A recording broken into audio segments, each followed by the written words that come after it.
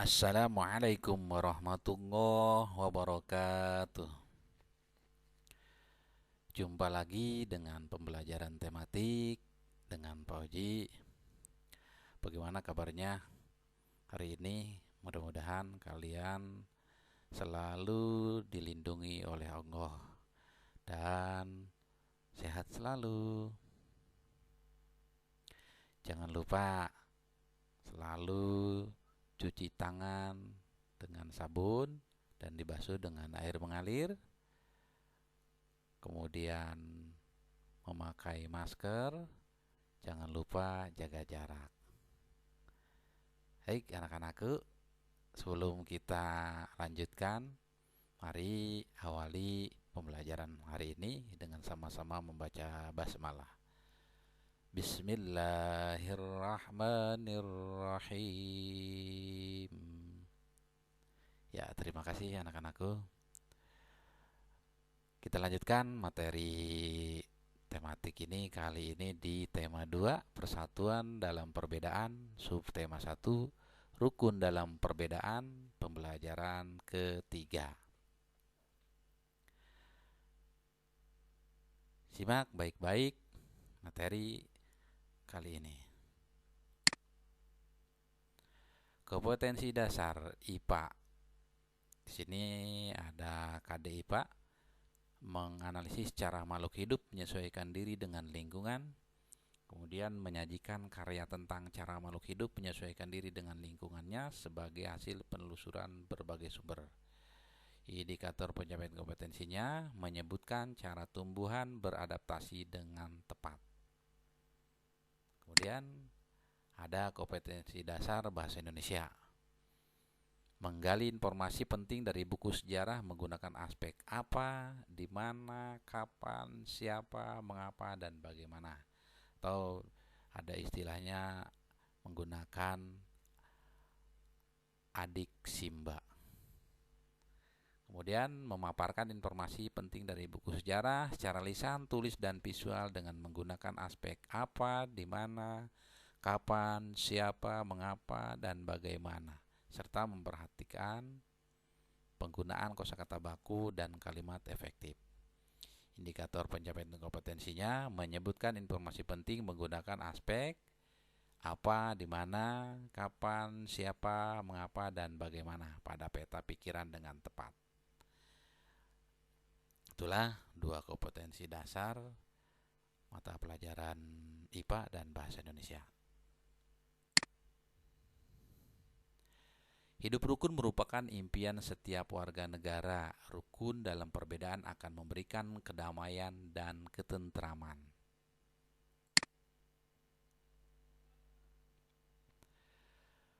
Pagi ini, Udin dan teman-temannya sedang bekerja sama untuk mengumpulkan informasi tentang tanaman dan habitatnya. Mereka berdiskusi dan mencatat semua hasil pengamatan. Meskipun mereka berasal dari latar belakang yang berbeda, namun perbedaan tidak menghalangi mereka untuk belajar bersama. Untuk melengkapi informasi, mereka pergi ke perpustakaan umum dan menemukan informasi tentang tumbuhan dan habitatnya. Berikut adalah informasi yang berhasil mereka peroleh. Pohon bambu mempunyai ciri khusus, yaitu mempunyai bulu-bulu halus yang tajam. Bulu yang tajam terdapat pada batang. Bulu tersebut melekat kuat dan dapat menyebabkan gatal.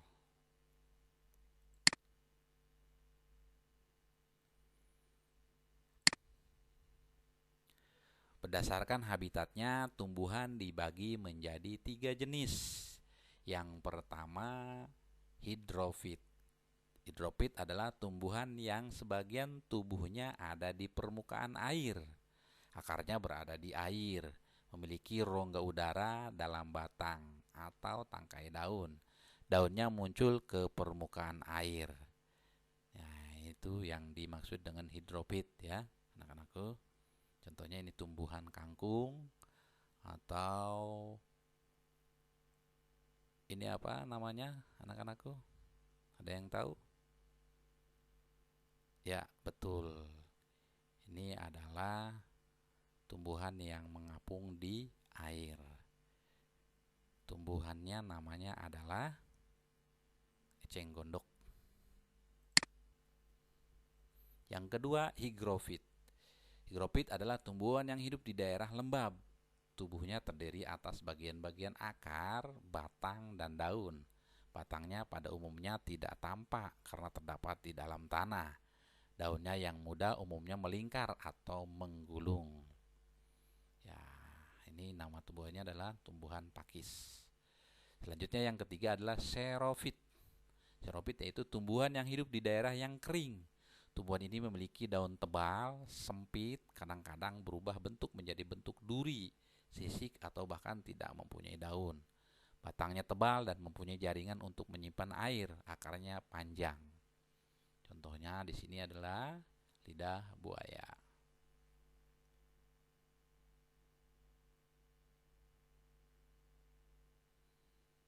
Oke, lanjut. Untuk dapat bertahan hidup, tumbuhan perlu menyesuaikan dan melindungi diri. Bagaimana tumbuhan tersebut dapat beradaptasi dengan lingkungannya? Diskusikanlah dengan keluargamu. Sekarang saatnya kamu menggali informasi lebih banyak lagi dari berbagai sumber tentang cara tumbuhan menyesuaikan dan melindungi diri. Kamu bisa bertanya kepada orang dewasa yang ada di sekitarmu, membaca buku, koran, majalah, atau dari sumber lainnya. Ya, bisa dari internet ya, dari Google. Pilihlah satu jenis tumbuhan untuk kamu amati terkait habitat dan cara melindungi diri. Pergunakan informasi yang kamu peroleh untuk menambah pengetahuanmu. Tulis hasil temuanmu pada diagram prior berikut. Contohnya di sini teratai. Teratai hidup di air. Daunnya lebar dan tipis, akar dan batang berongga, akar panjang ya. Ini di sini cara tumbuhan menyesuaikan diri. Kemudian kaktus hidup di tempat kering, daun seperti duri, batang tebal, berlapis lilin, akarnya panjang. Nah, nanti kalian tinggal isi di sini ya, yang masih kosong nih. Selain teratai dan kaktus, ya. Silakan cari sumber lainnya ya, di buku lain atau di Google bisa ya. 1, 2, 3, 4 kalian nanti isi ya. Seperti contoh di atas. Cara tumbuhan menyesuaikan diri. Kemudian berikutnya, cara tumbuhan melindungi diri ya. Tadi menyesuaikan diri, kalau ini melindungi diri. Contoh mawar, batangnya berduri. Ya. Kemudian bambu, bulu halus dan tajam pada batang yang masih muda yang menyebabkan gatal. Itu biar tidak diganggu oleh manusia ya. Itu cara tumbuhan melindungi diri. Nah, ini yang kosong silakan kalian isi ya. 1, 2, 3, 4. Cara tumbuhan melindungi diri. Oke, ya. Kalau sudah, nanti hasilnya kalian foto, kirim ke WA Pak Oji. Lanjut. Ayo membaca. Bacalah teks berikut dalam hati. Nah, ya, kalau kalian dalam hati, Bapak bacain aja deh ya. Proklamasi Kemerdekaan Indonesia. Proklamasi Kemerdekaan Indonesia memberi makna yang sangat penting bagi bangsa Indonesia. Sejak teks proklamasi kemerdekaan dibacakan, rakyat Indonesia memiliki negara merdeka, berdaulat, dan bermartabat. Tonggak sejarah tersebut tidak akan terjadi apabila tidak ada anak bangsa yang berani memproklamirkan kemerdekaan. Mereka adalah pejuang bangsa yang tidak boleh dilupakan. Berikut adalah para pejuang bangsa yang telah berjasa terhadap kemerdekaan negara Indonesia. Insinyur Soekarno merupakan salah satu orang yang berjasa dalam mendirikan negara Republik Indonesia sebagai negara berdaulat. Bung Karno lahir di Blitar, Jawa Timur, 6 Juni 1901 dan meninggal di Jakarta 21 Juni 1970.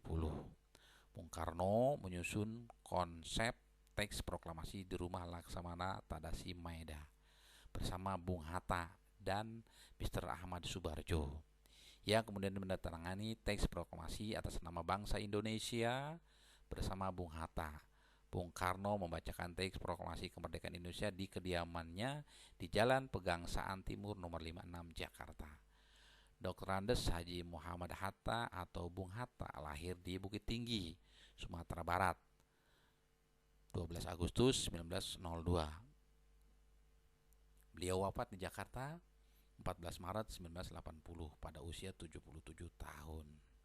Bung Hatta menyusun konsep teks proklamasi bersama Bung Karno dan Mr. Ahmad Subarjo.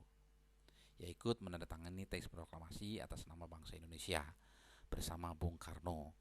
Muhammad Hatta adalah wakil presiden pertama Indonesia. Selain itu beliau adalah Bapak Koperasi Indonesia.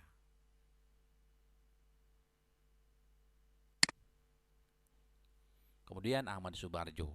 Ahmad Subarjo lahir di Karawang, Jawa Barat, 23 Maret 1896 dan wafat 15 Desember 1978 pada umur 82 tahun. Beliau adalah Menteri Luar Negeri Indonesia yang pertama.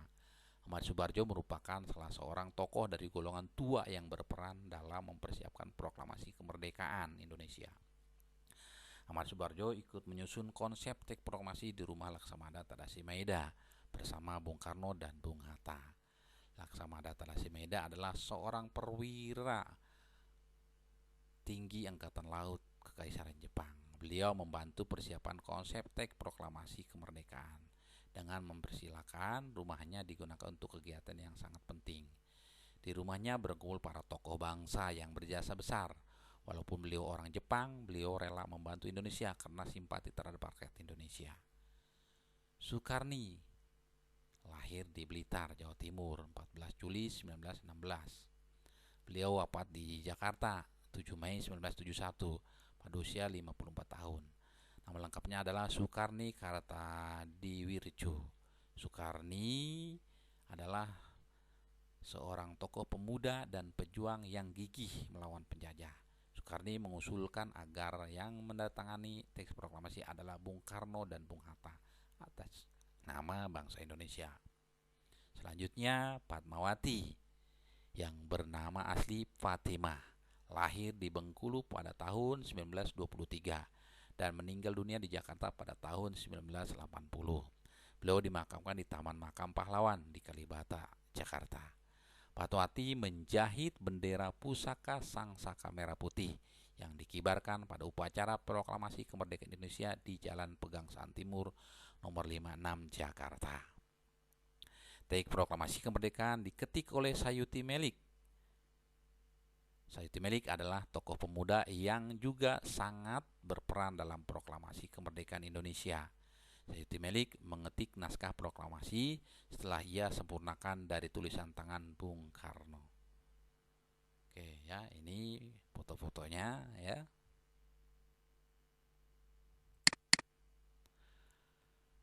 Setelah tadi kita membaca bersama, kemudian di sini ada konsep peta pikiran menggunakan kata tanya adik si mbak, adik si mbak atau adik si mbak ya.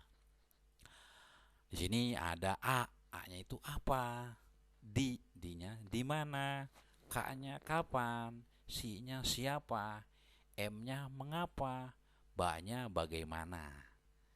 Ya, jadi gampang, ini mudah ya mengingatnya. Jadi kalian konsep peta pikirannya menggunakan kata tanya adik simba. Apa, di mana, kapan, siapa, mengapa, bagaimana. Oke, paham ya anak-anakku?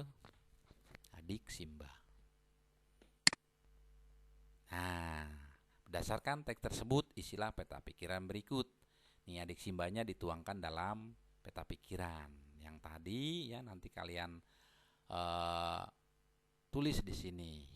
Nah, ada pakai konsep tadi adik simba, apa, mengapa, siapa, bagaimana, kapan, di mana. Tentang apa? Tentang proklamasi kemerdekaan Indonesia. Ya, nanti hasilnya kalau sudah diisi, kalian foto kirim ke WA Pak Oji. Ya, diskusikan peta pikiranmu dengan keluarga di rumahmu. Kembangkan informasi pada peta pikiran dan serahkan kepada gurumu ya. Dipoto aja di WA ya. Kirim. Adik Simba, ingat ya.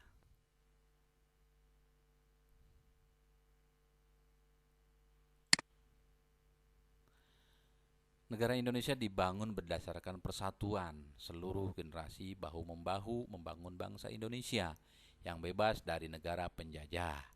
Dapatkah kamu bayangkan apa yang terjadi apabila saat itu mereka tidak bersatu? Ya, kemerdekaan diraih dengan rasa persatuan yang tinggi oleh para pendahulu-pendahulu kita, oleh para pejuang-pejuang bangsa kita.